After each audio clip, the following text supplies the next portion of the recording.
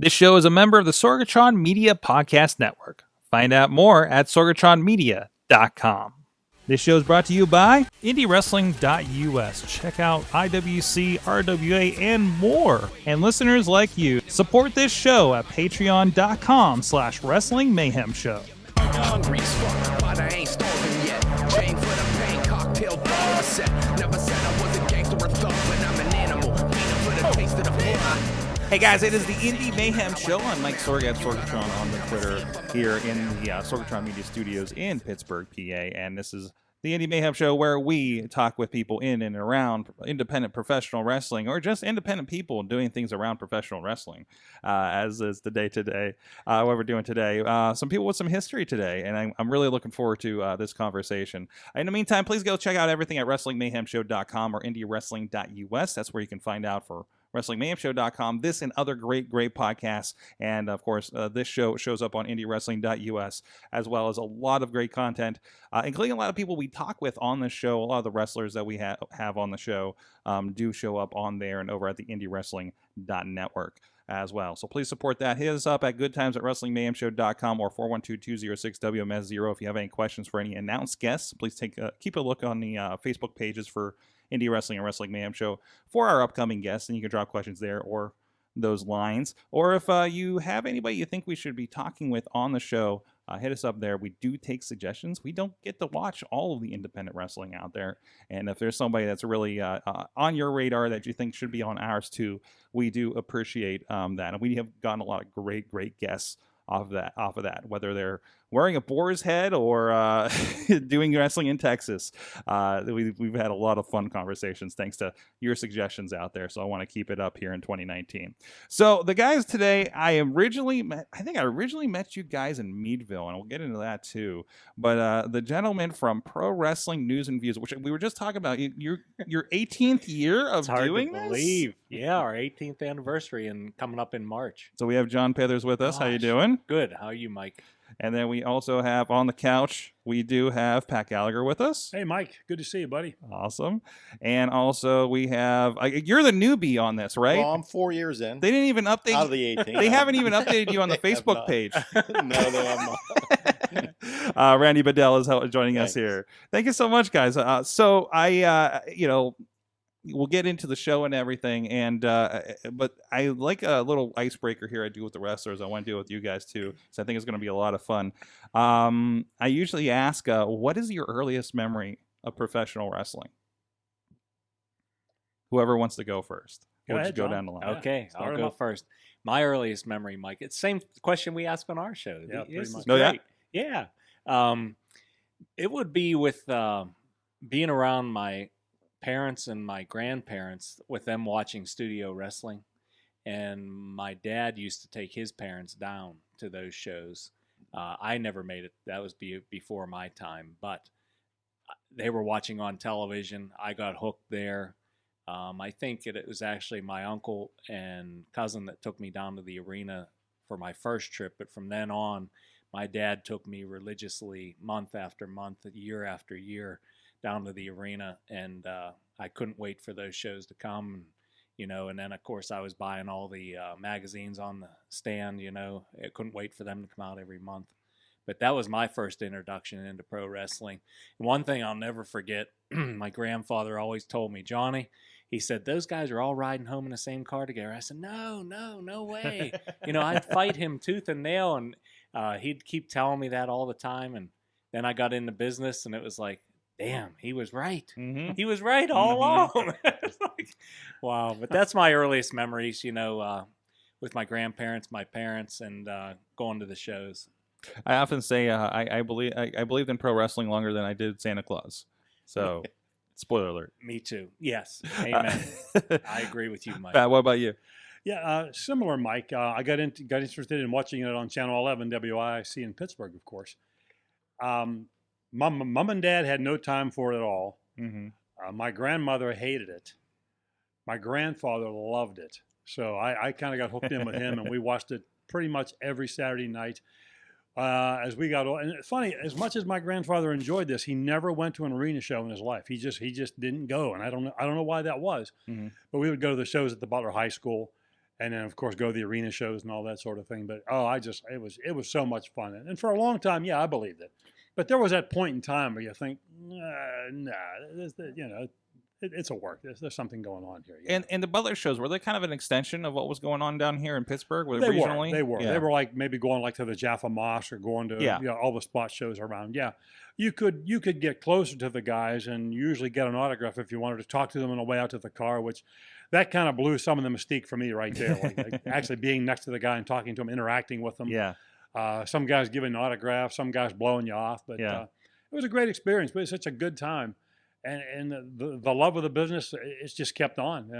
Once I was driving myself, we'd go all the time, take my friends down, I can remember the ticket, ringside ticket, golden ringside for $6. Wow. That was even in the mid to late 70s. Golden ringside, it said on the ticket for $6. It wasn't even that for Meadville the last few years. No, not even close. But yeah, like John, really, really into it. Really enjoyed it. Had the spectacle. I enjoyed the referees as much as I enjoyed the wrestlers, every bit as much. We can talk about that too, of course. But yeah, awesome. And Randy, the newbie here, what's your memory? Same deal with me. I mean, I'm the same age as these guys, and studio wrestling was the origins for me as well. So watching that on Saturdays, it can go until whenever. Sometimes it came on at a set time. Sometimes it came on whenever a sporting event was on prior to it, and there was no timetable to it. But that started with that, and mine, unlike Pat's, there was the whole family was involved. My brothers, my sister, my mother, my dad. We all went sort of as a family somewhat, Eventually it tapered off to just me and my father and my brother. But after the fact, we just went, like you said, every month. I went away to college later years to Clarion, came back home every month to see the shows at the arena. So it just continued on and on. My dad going back, I'm from Pittsburgh. I'm not from Butler, but he was a laundryman here in Pittsburgh, so he would deliver the laundry actually to Bucky Palermo, who had a tailor shop at the time. So he became friends with Bucky. He was also friends with, back in the day, Izzy Moydell was a referee. So that was sort of our in for tickets. So we didn't even pay for tickets early on. We would get them comped from those guys. So that was our introduction. And just to clarify for those non like area people, like Bucky was a referee as well. Bucky Palermo was a referee. Izzy Moydell. There was a whole set crew. Andy Kidney Paul, who's been on the show before. Patty Grimes. All the old school guys from the 60s and 70s. Yeah. Wow. So I think from discussions you guys have been involved with the wrestling industry kind of here and there before this show too. Can you talk about a little bit of that background here before we get into what you guys do with Pro Wrestling News and Views? Me, Mike? Yeah. Okay. I always wanted to be a wrestler, just like all of us wanted to be. Yeah. These guys were our superheroes, and I was never big enough to be a wrestler. So I had a love of photography, and so I ended up becoming a professional photographer, and I got hooked up with Bill Apter, who is one of my heroes. So I shot with Bill at the Pro Wrestling Illustrated family of magazines. We call them the Apter mags. And I was one of Bill's right-hand guys, so it was like a dream come true for me. And I was shooting all around the states and for Bill, and I was his go-to guy. And whenever the Monday Night Wars were on, Raw and Nitro, I was basically the only American guy around the ring. They had the Japanese around the ring and whatnot, and you could pick me out. Like I stuck out like a sore thumb, the white guy, But anyway, so we can find you on the WWE Network right now. Oh, definitely, yeah. So I was in the heat of that, and it was just a dream come true. And Bill's like, a brother to me now. And whenever I got married, he even videotaped our wedding, and then I went over to do a couple bar and bat mitzvahs for his kids over in the Philly area. Wait. Bill Apter videotaped your wedding. Yes, he did. That's amazing. Yeah. And what's crazy, photography brought us together. Yeah.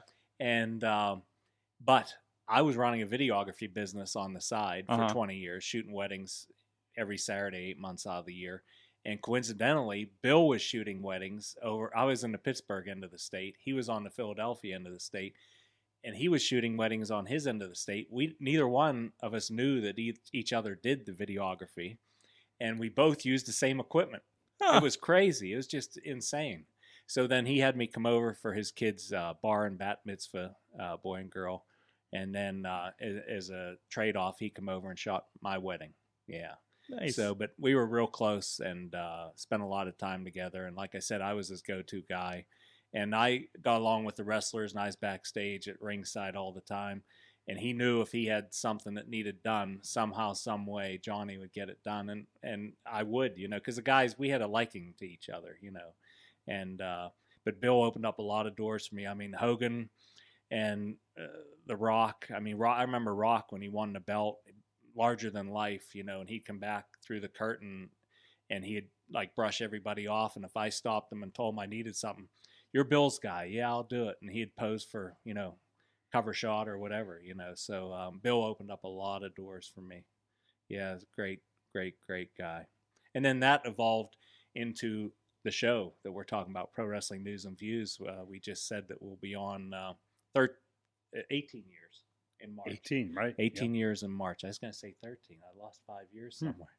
But it was Pat and the original Randy Fox. It was their idea. I don't know if it was yours, Peach, or Randy's first. I think Randy brought it to me, actually. Did he? Yeah. So Randy Fox had the idea, brought it to Pat, and they had this cooking in their heads, and I knew of it. They told me of it. I thought it was kind of crazy. But then whenever Armstrong came to Pat about more local origination programming, they had the idea, and then they got me on board, and that was 18 years ago, and it just has flourished, So it's been a fun ride. It's awesome. What about you, Pat? Well, business-wise, I really had nothing to do with wrestling besides watching it and being a fan. Yeah. But I always enjoyed, like I said earlier, about catching the guys coming in and out of the building, seeing what they were really like, maybe talking to them, finding out what you could about them, and of course buying the magazines. I had to have the magazines, but kept the close rein on what was going on every Saturday night on TV, and the whole Pro Wrestling News and Views things, like John was saying. We just we had an idea, we took it to our local cable operator, had a meeting, and they said, "Let's do it." So quickly, we were like, okay. What do we do? It was that quick. It was literally that quick, and it's just continued on. That's awesome. What about you, Randy? It's just been as a fan of the sport and just following. And John became just as strong a collector, but I was always a collector early on with the magazines and the figures and all the oddball stuff that I would find on eBay over the years from the 80s and prior. So it was more that, and it was through John that I became friends, and opportunity arose to come on the show, and I've sort of been doing it ever since. And with his help also, I befriended some of the people. So I became friends over the years with Bruno pretty good. Maybe we'll get into later, but it was a good introduction that John had for me, and he had a lot of respect and a lot of esteem for me with, Bruno, that got him on the show a couple more times. And unfortunately, we didn't get him another time, but before he passed, but, it was a good opening. Awesome. So again, you guys' show, it was on Armstrong Cable, which is I guess regional cable company. You say it's in other states. I know they're in a number of states. I think 10 different states, and they have 11 cable systems. Okay. So it kind of gets here and there and everywhere. It crosses over state lines sometimes, depending on how the system was wired decades ago, I guess. Yeah. So we never know where. We get emails. We're like, well, how did they see the show? Yeah. I was getting emails from like 8 different states, so it has to appear in at least 8 states. Yeah, but unfortunately, they don't stream it anywhere. So if you don't, like, I'm from Pittsburgh, and I tell my family for the last 4 years, I'm on the show, and it goes to 7 states, and we don't see it here on Comcast, so you can't get it on YouTube, although they did release 2 videos recently. Yeah. The Bruno one, and he released the Daniel Hooven interview that we did not long ago. But other than that, you can't really see it anywhere. No, your family's probably Armstrong like, only what the heck's show. he doing? Once or twice a month, he's taking off saying he's shooting a TV show. It's such in this internet age, stuff like we're doing now. We're streaming on Facebook and stuff. But this was 2001, probably, if I have my math right. Yes. So like this wasn't a thing. Like podcasting wasn't even a thing. To do like a video content thing, like unless you had a blog, posting photos was an easy thing to do probably back then, ish. Probably by then there probably enough tools to do that. Yeah. But this was a kind of your best opportunity for reach. Is like you get on TV, you get on cable, right? Yeah. The Indies were doing that. They were on whatever WBGN or whatever it was in like the mid 2000s. I know here locally. So Armstrong looked at it as local origination. Absolutely. Something that if you wanted to see these guys, it's on Armstrong. You can't just see it anywhere. That was kind of their thing. And then we obviously promote their pay-per-views. Yeah. Armstrong in Demand. So. Before the network came along. Right. More, right, Yeah. back Back in the day, that Yeah. was what the show. Also, we pumped our pay-per-views. You know, Yeah. that was the week we always aired. Yeah. Was the week of the pay-per-view. Yeah, and we still do. Yeah. Yeah. The week And before. funny story on that regard, before I forget to tell it, is we were on the air, maybe 3 months? 3 months. 3 shows? Yeah. 3, And then maybe they 4. called this big meeting at the corporate headquarters in Armstrong, and we're like, are we that bad? We're like, well, that's it. We thought we were getting the axe. We're like, we thought we were doing okay. Maybe Yeah. it is bad, but is it that It bad? wasn't that bad, surely. So we're like going into this round table meeting. We go up to the headquarters. We're in this big, lavish room, sitting around this table, and we're like yeah. gulping, and the head honcho comes in, and we're like, why? If you're going to axe us, why did you call us into this big corporate Oh, meeting? we didn't say that, of course. No, we're thinking No, it. yeah. We're thinking, why'd they call us in here Yeah, if what's they're going to going put the on? hatchet down? It's like, so we're sitting around. He comes in, and we all do a big gulp, and we're like, and he's like, well, and we're like, gulp. And he's like, we love the show. And we're like, what? You love the show? We're like, I thought we were getting axed. He's like, we love the show. We love the show so much, we want a second show Yeah. each month. We need And a, we're like, this is great. yeah. We're like, this is unbelievable. So he's like, does anybody have any ideas? And I'd already thought this through, but I thought it wouldn't happen for years down the road. And I said, yeah, I have an idea. And everybody's looking at me like, where'd you come up with that? And I'm like, how about, I know a lot of guys in the business. I'm friends with a lot of them. How about we have a show that end up being called Pro Wrestling News and Views Extra?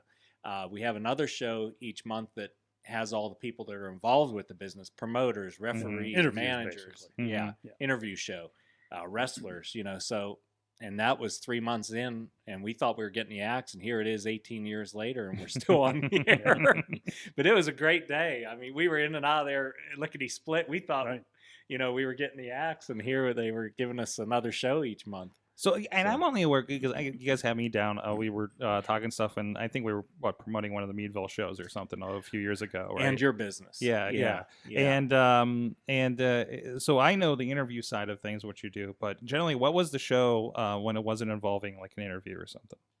Well, Just hyping the pay-per-view. Yeah, hyping the pay-per-view. We In talk news. about yeah. the News. monthly news Mm-hmm. and any events that are going on locally, and then talk about the pay-per-view and preview the matches, and sometimes talk about the results of the previous pay-per-view and how that affects the next one coming up. Mm-hmm. So, and that show is still the same. That's pretty Yeah. much, that's what we do. Exclusively like the brand that the pay-per-views for, like WWE. Right, Right. right. Yeah. And, Correct. and any news that came through that month, things going on, Deaths, whatever. Deaths. Yeah. Yeah. Yeah.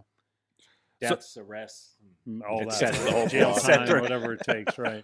So how obviously probably when you started doing the interviews, probably your connections all these years doing photography probably They came paid in off. handy for that, Oh, huh? They paid off tremendously, Mike, because I used to pose these guys for the magazine, for cover shots, Yeah. centerfolds, stories inside. So, and these guys at that time, they appreciated that to the 10th power because that was the only way they got recognition. Mhm. So they knew that if I was shooting for the magazine, they were going to end up in the magazine. And therefore, they remembered this through the years. I mean, I still have friendships today because of that. And then they would come sit in our we call it the hot seat, in the interview chair. It's kind of like you scratch my back, I scratch yours, And all those guys come on the show all those years and never got paid a dime, All the big names we've had on, and it all leads back to basically me shooting for the magazines because they all remembered me getting them into magazines. And I think early on, they didn't stay in character. We let them go, however, That's Oh, yeah. true. semi like a shoot interview for Yeah. the most Mhm. part. Right. They could be themselves and Right. go whatever direction they wanted to go. Yeah. And we have this board that sits on our set that we've had most of them autograph it that we've had on the show. And I was looking at that when we shot recently. Yeah. And boy, a lot of those guys have passed on. It's scary. Oh my Time goodness. really flies. It's Yeah. just amazing to me. Yeah, it's like Candido and Albano and gosh, just go on and on. Mhm. Piper, Yeah. it's just And now unbelievable. Bruno. Yeah, Bruno. Yeah, it's just how many have passed. It's sad. Not Shane Douglas. Bam Bam Right, Bigelow is right. like a lot of these guys are no longer with us, and it's like, my goodness, wow, it's making me feel old. Real quick, John, real quick. Yeah, it's surprising to me how many people we've had and the different kinds of people and the various attitudes of some of the wrestlers. some super very nice, and some very standoffish and like get away from me kind of thing. You know, Yeah. it's amazing, and it's fun and it's surprising, and it's been a blast. And It's really some been a good guys you time. would think would be a good interview ended up not being. Right. And then guys that you'd think would be a terrible interview end up being a great interview. They just it's take kinda- off. Kinda Yeah. weird. Most of the indie guys have been good interviews because Oh, their yeah. stories have been more compelling. You know, they're more forthright with what their stories, how they got Yeah, to it's the a- point where they're at. It seems like. A little is less true. hype and a little Yeah. more sincerity. Yeah. And one of our shows that a lot of our fans talk about to this day, and it was the show that we call the train wreck. We've all had those. Yes. Oh. And Oh. we'll talk about this. You were there too, weren't you, Yeah, Ram? yeah. But we were down at the at that time it was the Monroeville Toy Show, and that's now the Comic Con, I guess. Steel City Con, yeah. Yeah, Steel City Con, and we were in there and we were interviewing the Iron Sheik and Lou Albano. Oh, geez, there's a recipe.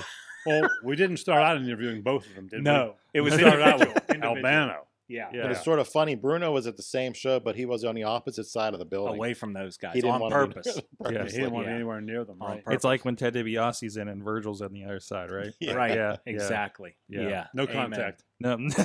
Right, Yeah. And I think even Albano had the early onsets of Alzheimer's at this he point. did because Mm. we had to Because feed he him was a lot having a of- hard time naming teams that he's Yeah. had the Yep. 16-time tag champs, and he couldn't like name them all. Yeah, sadly, we asked him most of the questions and kind of sideways fed him most of the answers too. But Yeah. it was Albano. It was really entertaining. It was just a blast to have him entertaining. around. You know. And then partway through the interview with Albano, the Sheiky kept closing in and closing in and closing in like On he wanted you. on camera. On yeah. you, right? And he kept whispering to me, "Can I come in? Can I come in?" Yeah. I'm like, "We're doing you next." You know, it's like we're right in the middle of this interview. you John know? looks at me while we're all on, and he's I'm just like, like, "What "What do do you I think?" do? I said, "Oh, "Bring him in. Why not?" I You said, know? "Okay, Sheiky, come on in."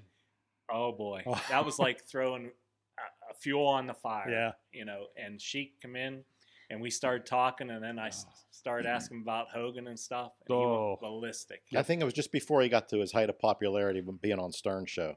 You know, Okay. when he took off being on there with Beetlejuice and that whole crew of Howard Stern's flunkies, you know.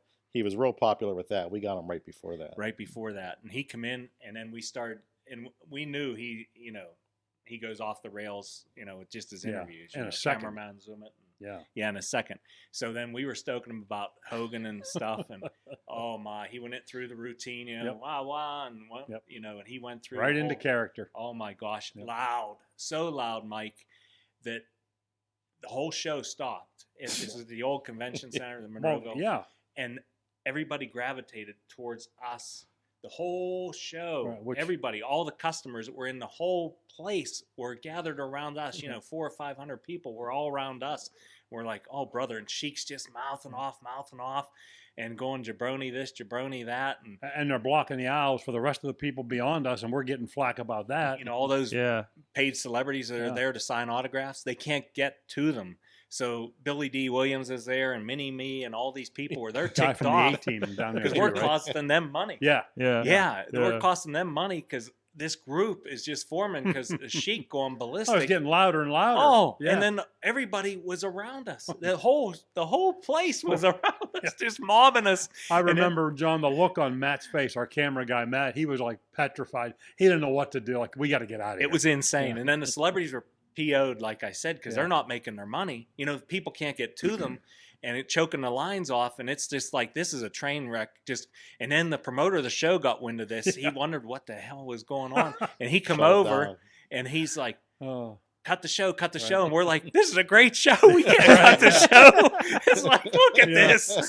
So we keep going and we keep going, and finally he almost basically told the cameraman, shut it off, Yep. shut it off. You know, you're killing my show. Yeah. You know, so finally the show had to end, and he had our cameraman shut the camera off, Right.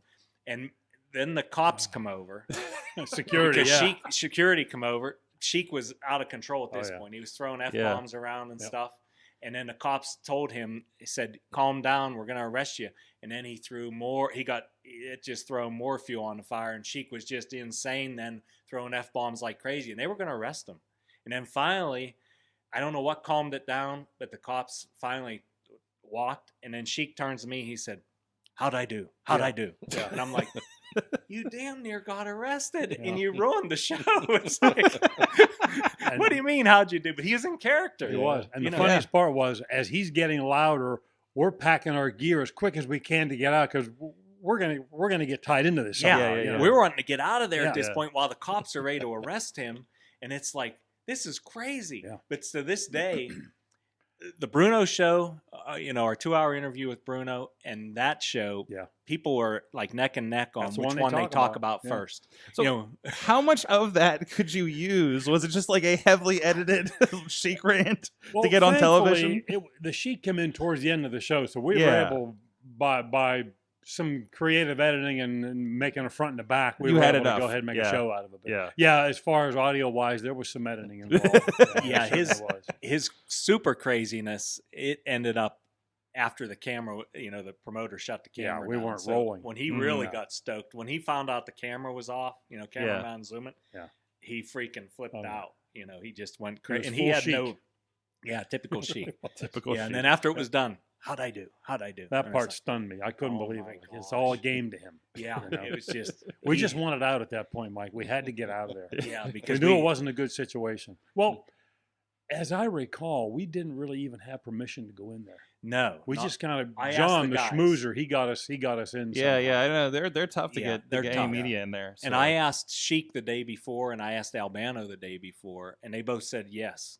So whenever we got in, I'm like, they know we're coming to interview them. Somehow we got in and talked our way through and just started setting stuff up, figuring, well, see how far we get. Mhm. You know, we got yeah. pretty far.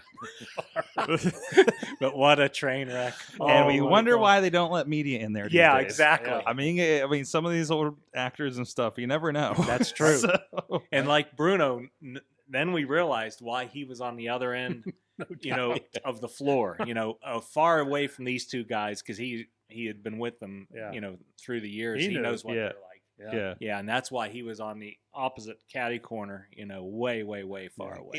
it did feel like between that and the goings on like the news over the years with WWE and everything and them coming back, like he knew the score and he knew what he wanted to stay away from. Exactly. Right. Sure. Yep. So, yeah. Exactly. Yep. That's so true. So true. He was very smart in that respect. Yeah. Mhm. For sure. Yep. He had a good story. It was a long story, but his story was compelling. I could listen to it often and not be bored with it. right. It's quite a story. Quite And a we life. know when we had him in the hot seat that there were certain areas we couldn't, go to. Yeah. It's just off limits. Like he and his son. Mhm. Yeah. Now when we had David on our show, we went there with that. Yeah. Yeah, but he with was okay. Bruno, yeah, he was okay with that. And but Bruno, we knew not to do that, and he's still pretty much kayfabe at that point, Mhm. And Mhm. so you Certain things slipped, though. Yeah, if you certain listen close, things certain did things slip, slipped. Yeah. yeah. And he also told us that up to that point, that was the longest interview he'd ever given anybody in his life.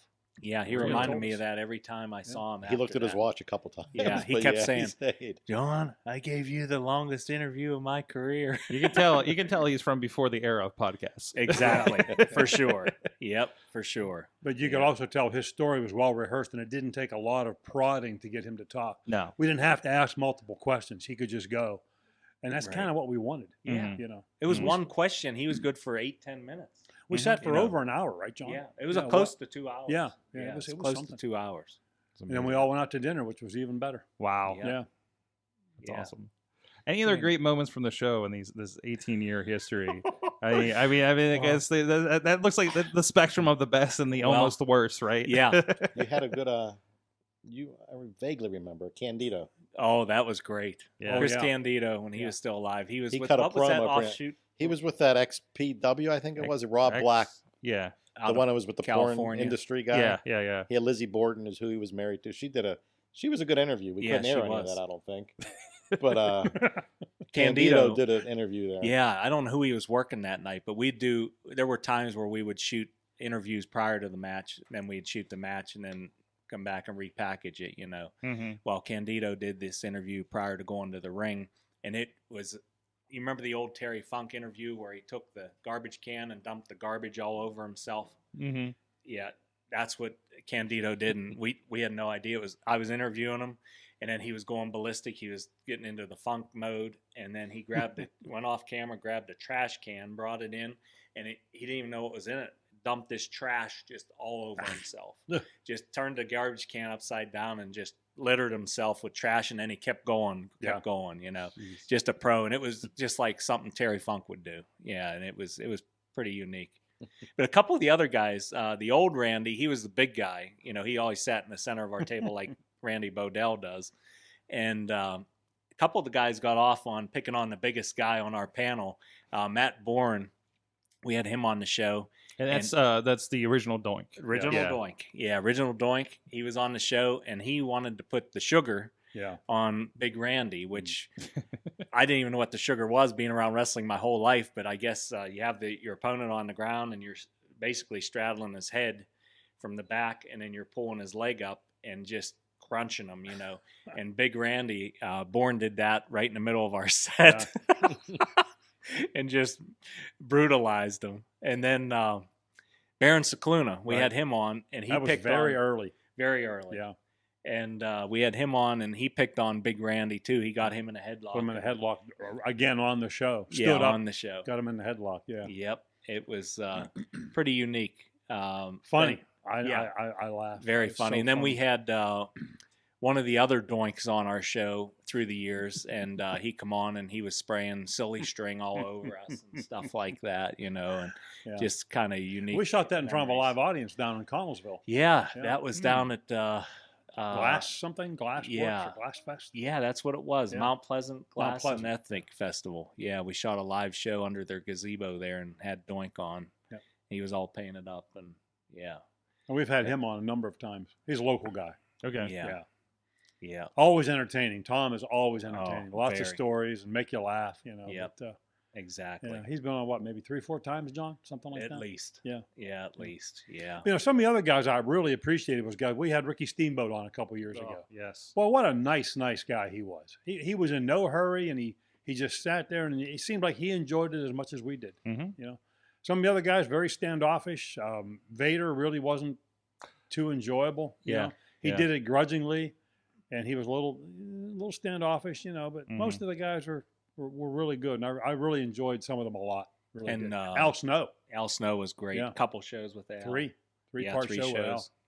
We had to almost like get him to stop talking. That's how good he was. You know? Yeah. Midnight Express, I think we had them on for 4 or 5 shows. Yeah. You know, they just would talk forever. Great guys. DiBiase, super gentleman, Yeah. super good guy. Bob Orton. Yep. Slaughter, great. Snuka. Had Snuka on one time. Yep, had Snook on. And that was weird because usually Snook is not allowed to do anything because his wife's there or his manager's there or whatever. Neither one was around this night, and we got him in the hot seat. Yeah. And we were very fortunate. We that heard night. brother 50 times, I Lovely. think, in Yeah. the course of Lovely 20 brother. minutes. Yeah. Exactly. Yeah. Yep, that's true. But nonetheless, it was a good interview, and everyone knows Jimmy Snuka, so we thought, he's a guy we got to get. Yeah. I For think we were talking about this before the show. Like, we talk about the reach of this because I think it gets dismissed a lot because it's Armstrong Cable, like people in Butler see it or something, right? And you talked about it being kind of crossover, but you said you've had a lot of experiences. You were telling me before the show of being like people recognizing you like other places. Oh yeah. Yeah, like the Super Bowl, for it's instance. Yeah, the Super Bowl. We might as well start with that one, Yeah. right, Mike? It was a dream of mine to get my dad to a Super Bowl, and finally the Steelers got back to one in Super Bowl 40. Waited 26 years or whatever it was to get back there, and thank God I got to get my dad to that one and 43. But we're in Detroit, Michigan at the Super Bowl, and I'm looking for celebrities. You know, I'm an autograph hound. You know, I'm a collector. I love getting photos with celebrities, always have. And I'm at the Super Bowl with my dad looking for celebrities, getting pictures with them, and I got quite a few. And here people are coming up to me about our show and like, great show, great wrestling. Are you the wrestling guy? Yeah, dude. You know, and they want pictures with me. They want autographs with me. And my dad's just standing there. He's just bewildered. You know, he's like, this is unbelievable. That's why you're here, but they're coming up to you. But it's pretty cool. And then we would travel to different sports shows because we were both collectors, and we'd be at the sports show, and people would be coming up in Ohio and Kentucky and, you know, West Virginia and stuff like that. One time I was in an airplane, and I had the end seat, and the flight attendant come to me, and he bent down, and he whispers in my ear, are you the wrestling guy? And I looked up and I said, yeah. So here we are, 30,000 feet in the air, and this guy's asking me if I'm the wrestling guy. So it's kind of cool. You get recognized everywhere we go, even out of state, where I don't think of us being out of state, but we are in many states, and that Armstrong serves. And one other story I like to go back to is we were in a shopping mall locally here in Pittsburgh, Ross Park Mall. My wife and I were shopping and years ago, and there's this guy that's running down the up escalator. The escalator's going up, but he's running down it. So I'm like to my wife, I'm like, that guy just either stole something and he's trying to get away, or he's coming for me. And here he was coming for me. He saw me from the second floor, and he come down to me to get a picture with me and stuff. So it's kind of cool. And then whenever you're out eating, the guys will attest to this. You're out eating or walking, and people are whispering. They're like, I don't know if that's him. I don't know. Yeah. Go ask Looking him. at you funny. Yeah. Yeah. Randy gets them coming into his work a lot. Yeah. Yeah, you Occasionally. just had one recently, right, Randy? Occasionally it'll come in. Should I Yeah. ask him, Dad? Ask him. Go ahead. Are you on that show? Does that wrestling stuff? Yeah.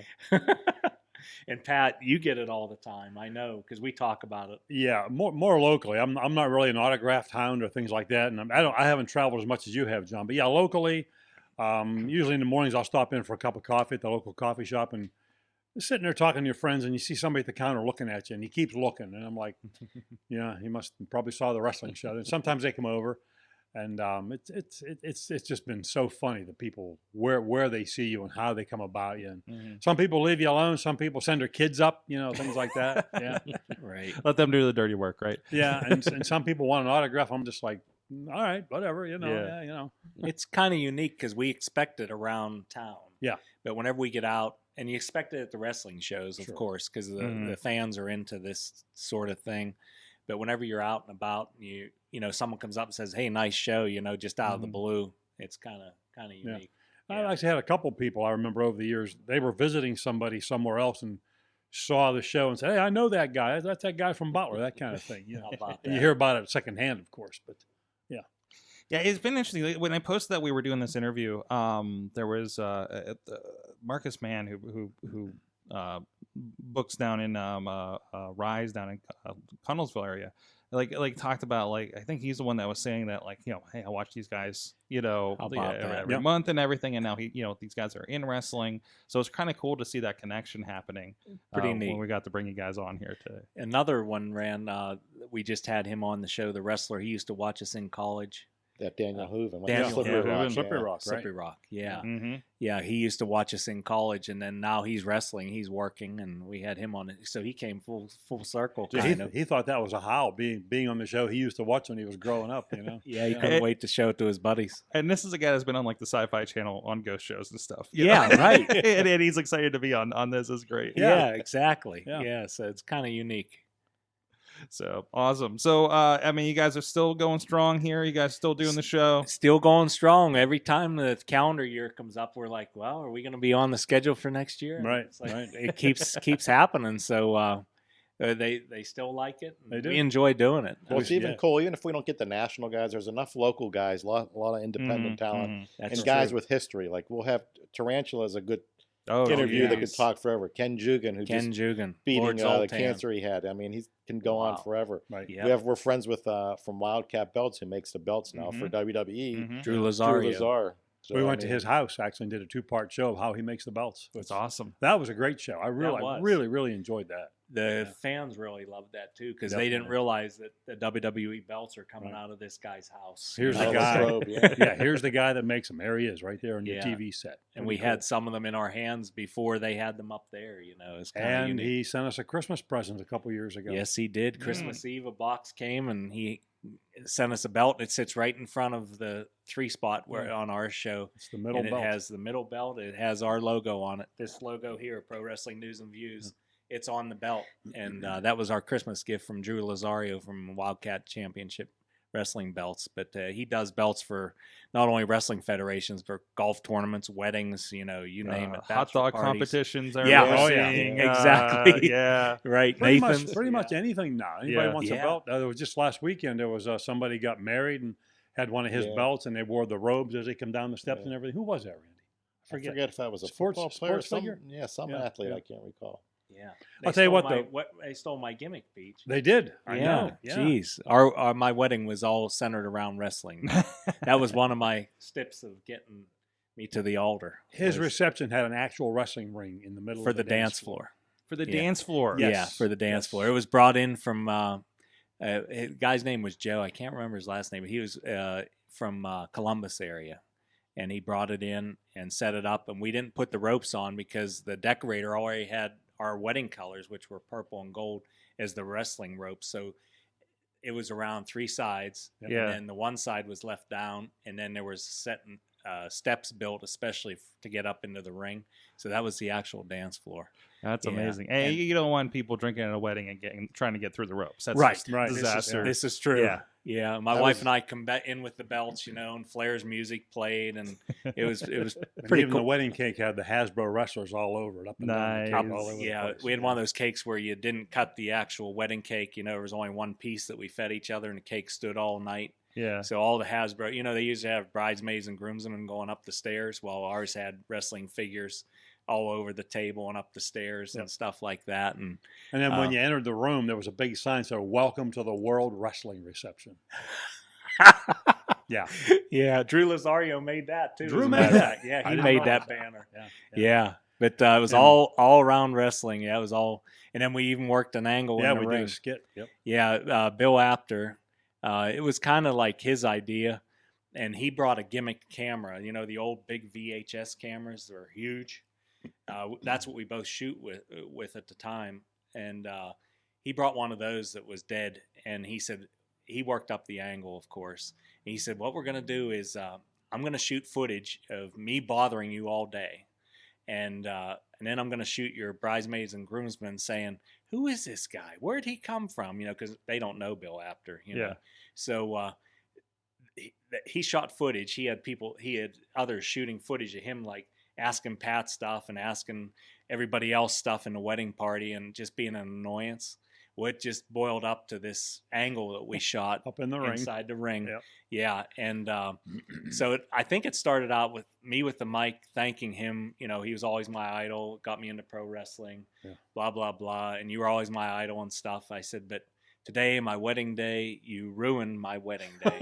And the whole crowd went, no one knew this was going down except the guys are into wrestling. The whole crowd went, oh. And I said, you ruined my wedding day. You're bothering all my people, friends, family, the attendance for our wedding. I said, you just ruined it. And he went back and forth with me, back and forth. And then I said, it's just terrible. So he had the gimmick camera on his shoulder. And I opened up the camera, took the tape out, the videotape out, and I just pulled it all apart. So everybody thought this was our wedding video that I was destroying, and threw it on the ground, trampled it. And then he's just like, what are you doing? What are you doing, Johnny? And then I took the camera that he had, and I grabbed it, and I waylaid Bill over the head with this camera, those big bulky cameras. That's a big deal, those cameras. Yeah. And how you're supposed to protect your opponent by putting your hand here and then hitting them, Well, I kind of forgot that because usually I'm behind the camera and I didn't remember all that. And I got too up into this angle. I just took the camera and I waylaid him and he went down like a ton of bricks. And then another guy had shot for him started pounding on me, and then all my buddies come in, and then people that didn't even know this was an angle in the crowd, they're all rushing the ring. Yeah. They're kicking the shit out of Apter. They're just laying the boots to him, just pounding it. He's got this big goose egg on his head because I went crazy and didn't protect him and waylaid him, and then I'm getting beat up. And then my wife comes in the ring. Right. And didn't we have Norm like trying to defend him and kind of throwing something? Oh, yeah. I told Norm to clock me and I'll roll out of the ring and hit the floor. That was all part of it. Norm Connors from IWC. So, Norm was in on the angle, too. It was hilarious. So, and then it went out of control, though. It was kind of like the show earlier with the Sheik. Mm-hmm. There were friends of ours that had no idea, but they thought we were getting pounded on. So they come in, they were throwing haymakers and putting the boots to like Apter and stuff. And it's like, oh my God, this guy's my boss. It's like, what are you doing? So it was hilarious. And the real camera caught all of this. So we have all the footage of all this going down. And my wife came in the ring and she threw some blows. Yeah, she was stomping, right? Yeah. So it was a funny evening. It was funny. Yeah. It was great. But everyone was coming up like, "Did you ruin your wedding video?" And I'm like, "No, that was a gimmick tape, and a gimmick camera." And so it was quite fun though, but very different. People were like used to the normal, wedding receptions where nothing like this would occur. Just get up and dance. Right. I think that's what every wrestling fan wants is their wedding. Yeah, that's You true. had the dream come true with that. Yeah, I told Dee whenever she wanted to get married, I said, "Well, I'll agree to it, but it has to be a wrestling theme." I'll agree to it. Yeah. And even up on the altar, whenever the pastor was giving us, our do's and don'ts and stuff like that, I turned to the camera and we both did the 4 Life thing. The NWO was big at that time. We all did the 4 Life thing. It was crazy. Oh, and then we left the altar to Pomp and Circumstance, Savage's song, Right. Yeah, we left to that, but everybody just was left with their head shaking, The best thing is like a wrestling fan or a wrestler's wedding, right? Because you're not getting away without something interesting. It's exactly. not even just the interesting cast of characters that's in the audience, right? At that point, I've got to film or attend 4 now. Oh wow! Over the last 10 years, and it's always an interesting when you look at the groom's party and realize like that's his faction from IWC. Right, exactly. It's always a fun kind of thing. Just I remember our reception. What you just said to echo that, Mike, when Tarantula and his wife was living at the time, Black Widow. They were in their gimmick because they had to go to a match that night. So they walked in the wedding reception. So I know Tarantula now. I didn't get to see him like more than a few years ago. Okay. Like he's kind of just a biker kind of thing right now. Does he always done that kind of thing? So that's his life. He showed up in like biker fatigues. But and his gimmick before was with the black though, with the cape and all. With the cape. That's what it was. And he had the long hair then. Now he's there with a cape. Yeah, and walking in biker look at your wedding, all that because he rode the bike to the reception. Yeah, and his wife was dressed as the Black Widow. That was her gimmick, and she had spider webs all over her face and black lipstick, and kind of like the goth look before it was even popular. I love that. And they walked in, and everybody just like stopped. They were putting the fork to the mouth and were like, "What is that?" But it stopped time. It was crazy. Now my touch with wrestling, with my wedding, I recently got remarried. Tell them your story. 2 years this ago, is great. And like we've said, I've been friends with Bruno over the years, from getting him to be on the show. I met his wife years earlier when I was in retail management, and I met his wife at a shoe store. I was a retail manager there. She would come in and shop in the North Hills, and I recognized her just over the years. I just knew who she was, so we became friends. And obviously, I was trying to somehow reach Bruno. And eventually, between John and the show and taking, he needed rides to different events, and somehow we just ended up hooking up. So eventually, I became his man for that, for going to autograph signings, for the Steel City Con. I took him, sat with him for those things, and we just befriended each other over the years. Well, lo and behold, I was getting married. My dad had passed away a few years prior, and I thought, I'm going to ask him. I'm going to ask Bruno to be my best man. So I called him on the phone one night, had the conversation. He said yes, and I said, you know what I'm asking you? He said, yeah. I said, I'm asking you to stand for me, to be my... I understand, Randy. I'll be... And I said, I'll be there. I said, okay. So sure enough, I got off the phone. I had to check my pulse, and he's coming. So he was my best man my wedding 2 years ago.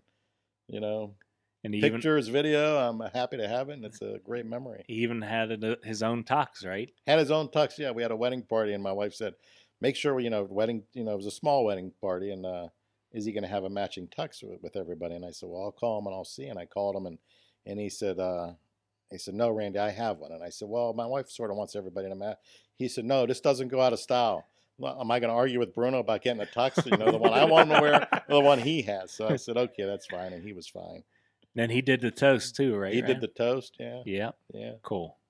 Yeah. Good memory. Good memories. That's awesome. So where can people find you? Of course, if you guys are in the Armstrong Cable Network, you guys are definitely there. Definitely there. Where else, Peach? Facebook. We don't really post much on Facebook. Once in a while, Pro Wrestling News and Views, and that's about it. Yeah, it's Armstrong Cable Systems only. So yeah, Armstrong owns our show, so we can't put it out everywhere. Yeah, So yeah, we don't. Yeah, we have talked about possibly putting some of the shows on We need to explore that a little more. See if we can possibly do that. Some of the older ones that I think they'd probably run their useful course. So that'd be nice. I mean, it's amazing because there's just this treasure trove there that.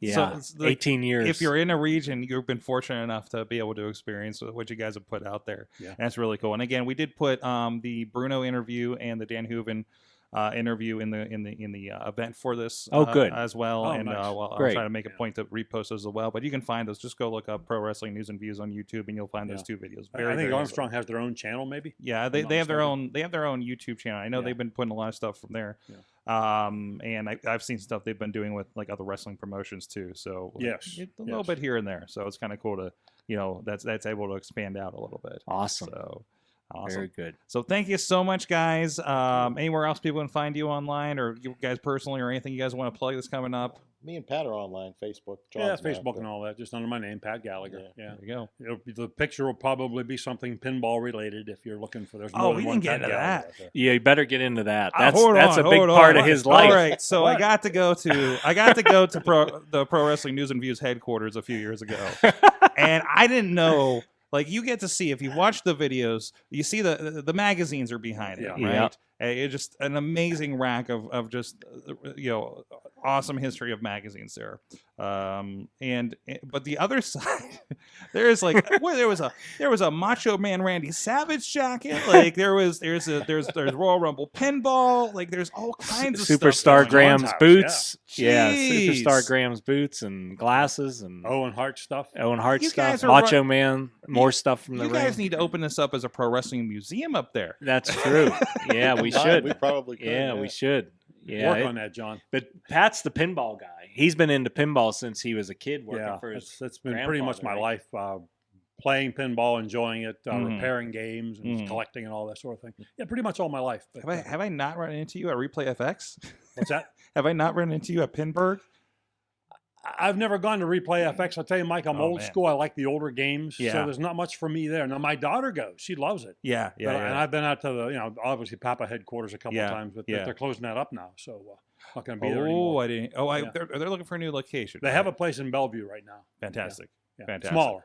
This is the local guys. They're a nonprofit. They're kind of have between pinball and arcade, just a bunch of old machines, but they were in a warehouse in Carnegie, so they couldn't really open it up to the public. And they bring all the games, and I think they source some other games, and they just take over the convention center, and they turn it into a giant arcade for like 4 days. 4 days, wow, it's amazing. One price, come in, play everything. They have console games. Like half of it is the pinball, because they do their competitions, and then they open it up for everybody. Wow. Yeah, and if you like the newer games, I mean, you can't. It's the best value in town. That and the arcade out in Aliquippa are just phenomenal. The Coin Up Hall of Fame, I think it's called. Right? I know Pinball PA. PinballPA.com. We've interviewed them over on our. Oh, have you? When they were just opening up, we talked with them on the Awesome Chat on AwesomeCast.com. Yeah, and even out there's on a daily basis 440 games, pinballs and videos to play for one money. Yeah, pay your money, go in and play. It's great. Yep. But yeah, it's been a big part of my life. Always has been. Yeah, he started out so young with that. His grandfather was a distributor. He was an operator. Yeah. Operator. But he's a guy that put the machines in the bars and the restaurants and all that. Okay. Pat would go service those. That's how I kind of learned that way. Yeah, and he's still working on them to this day. Buying machines and refurbing them. It's fun. I got a house full. And my one friend called it a tinkerer's house. Yep. Which is pretty apropos. That's pretty much nails if you look at my place. That seems right. And he services the old electromechanical. Yeah, pre-digital. I don't really mess with digital games. I do the pre-digital stuff. So it's what I know. Yeah. Wow. And what I enjoy. That's awesome. Yeah. Pretty cool. We've taken a couple trips to York and Chicago for the big pinball conventions and stuff like that. Yeah. I usually go to 2 or 3 shows a year on the East Coast, just for the weekend, have fun. Hang out with your buddies. You only see them a couple times a year that way. So. Yeah, it's interesting. I had a lot of fun doing that. I love it. Cool. I love it. It was great to experience and check out the place and see everything you got down there. So go check them out again on the Facebook, on the YouTube, Pro Wrestling News and Views. And check out everything going on again. Other interviews that we've done over the years as well on Indie Mayhem Show, WrestlingMayhemShow.com and IndyWrestling.us. And until next time, support Indie Wrestling. You know how I act now. If you got a problem, come and see if I'm a back down. Act wild. Steady sipping Jack now. This show is a member of the Sorgatron Media Podcast Network. Find out more at sorgatronmedia.com.